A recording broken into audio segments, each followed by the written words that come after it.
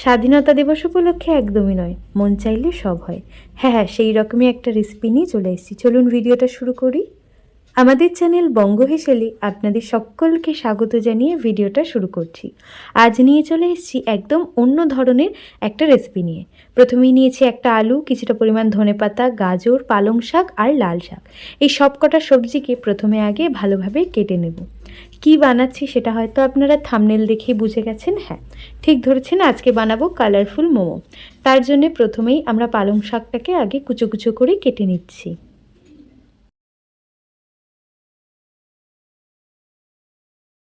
পালং শাকটা কাটা হয়ে গেছে, এখন আমরা লাল শাকটাকে কুচো করে কেটে নিচ্ছি।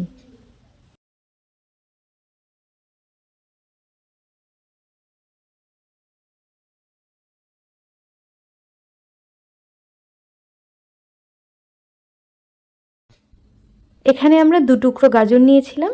এক টুকরো গাজরকে গোল গোল রিং রিং করে কেটে নিচ্ছি, আর এক টুকরো গাজরকে আমরা লম্বাই রেখে দেবো। সেই গাজরটা আমাদের অন্য কাজে লাগবে।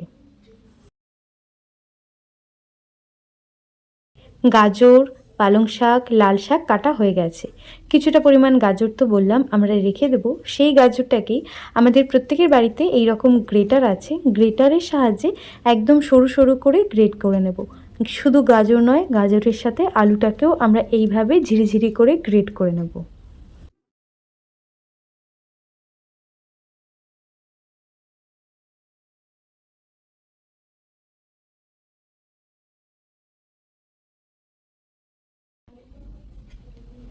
গাজর, লাল শাক, ধনেপাতা আর পালং শাক সবটাই কেটে নেওয়া হয়ে গেছে। এখানে গাজর আর আলুটাকেও গ্রেট করা হয়ে গেছে। প্রথমেই লাল শাক, পালং শাক আর গাজরটাকে ভালোভাবে আমরা মিক্সিতে পেস্ট করে নিয়েছি। দেখতেই পাচ্ছেন, আমরা কোনো রকমভাবেই এই মোমোর ক্ষেত্রে ফুড কালার ব্যবহার করব না। একটি পরিষ্কার পাত্রের মধ্যে 3 হাতা ময়দা নিয়ে নিলাম। ময়দার সাহায্যেই আমরা মোমোটাকে বানিয়ে নেব।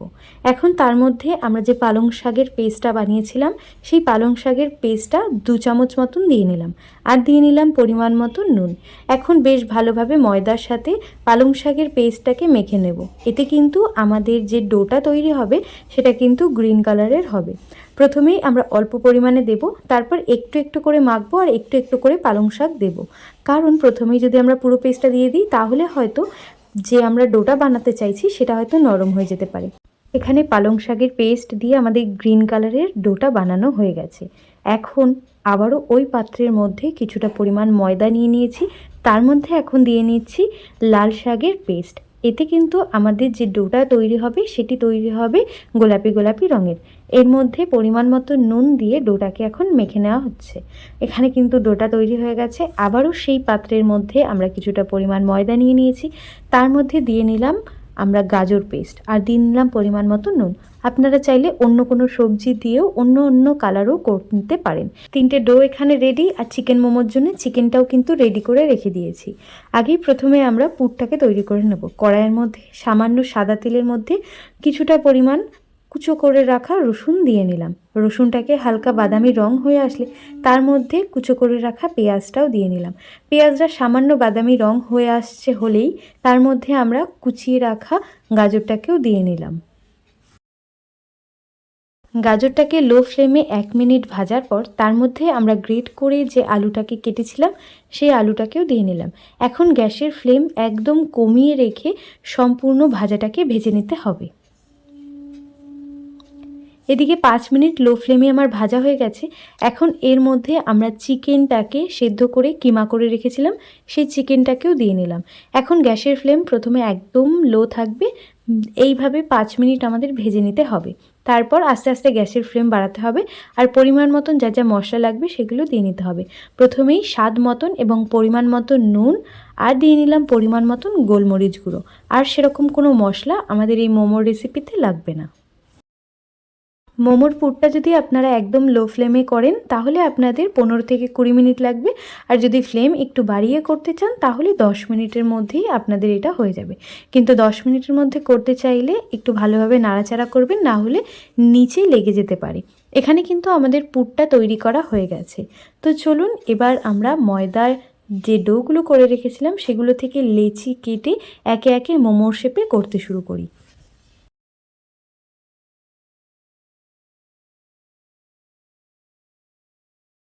কালারগুলো কতটা সুন্দর এসছে না। এখানে আমরা 4টে কালারের মোমো আজকে বানাচ্ছি। একটা বানাচ্ছি পিঙ্ক কালার, একটা গ্রিন কালার, একটা একটু অরেঞ্জ কালার আর একটা হোয়াইট কালার। আমরা লাল শাকের পেস্ট দিয়ে করেছি, কিন্তু কালারটা প্রায় পিঙ্ক পিঙ্ক এসছে। তো প্রথমে আমরা পিঙ্ক কালার দিয়ে করে নিচ্ছি। প্রথমেই আমরা একটা ছোট্ট ডেলিকে ভালোভাবে বড় করে বেলে নিলাম। এখন তার মধ্যে দিয়ে নিয়েছি পুর, আর ওপর থেকে 3টে ভাঁজ করে আমরা গোল করে নিয়েছি। এই খুব সহজভাবে আপনারা যদি মোমোটাকে শেপ দেন তাহলে কিন্তু দেখতে বেশ সুন্দর হয়, আর দেখতেও কিছুটা হাঁসের মতন লাগে। তো চলুন এইভাবে সবকটা মোমো তৈরি করে নিই।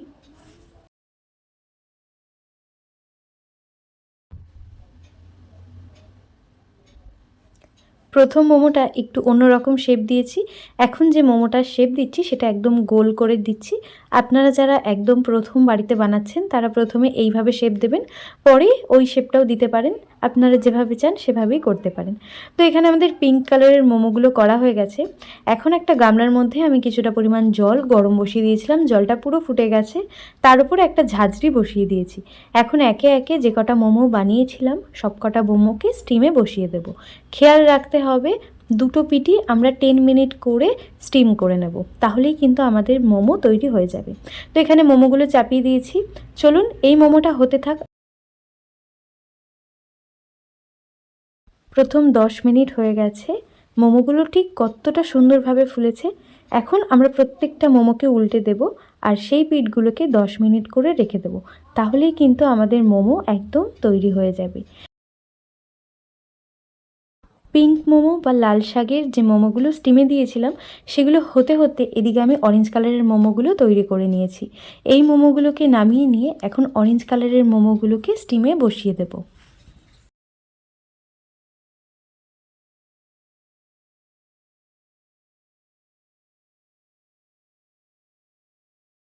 অরেঞ্জ মোমো বা গাজর মোমো কিছুটা পরিমাণ বসিয়েছি, আর এখানে হোয়াইট মোমো আর গ্রিন মোমো আমার তৈরি করা হয়ে গেছে।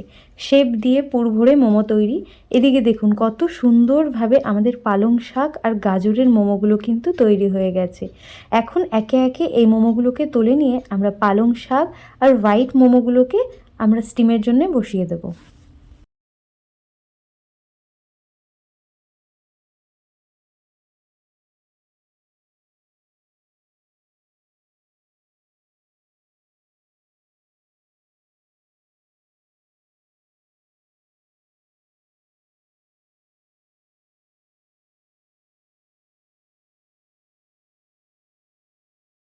মোমোটা হয়েছে কিনা সেটা বোঝার একদম সহজ উপায় হলো মাঝে মধ্যে মোমোকে স্টিমে বসানোর পর একটু একটু করে তুলে দেখবেন যে মোমোগুলো ফুলছে কিনা।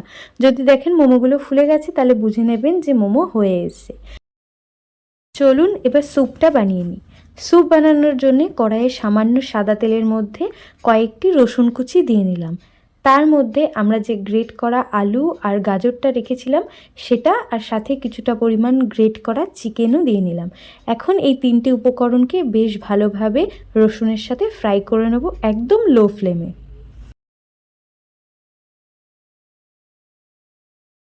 পরিমাণ মতো নুন দিয়ে নিলাম, আর দিয়ে নেব পরিমাণ মতন গোলমরিচ গুঁড়ো।